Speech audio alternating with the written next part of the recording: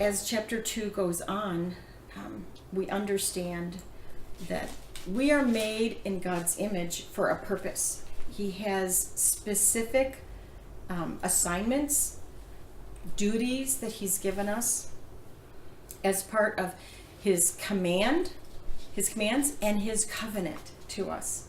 So in Genesis 1:28, it's the end of that creation, it says, God blessed them. God said to them, be fruitful and multiply. Fill the earth. All right, wait, stop. I have to back up.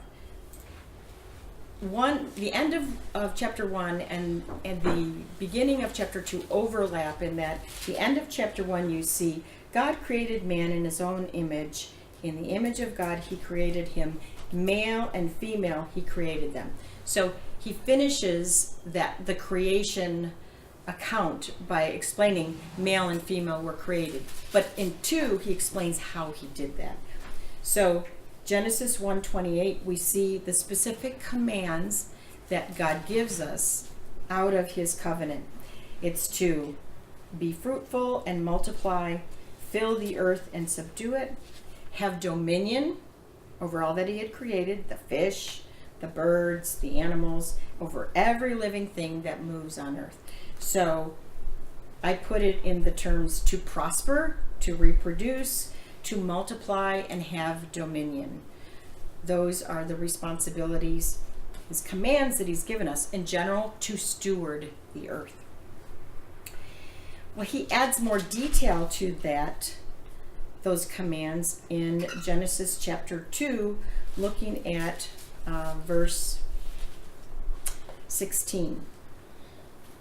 And then we'll come back to the male-female part, because that's the best part.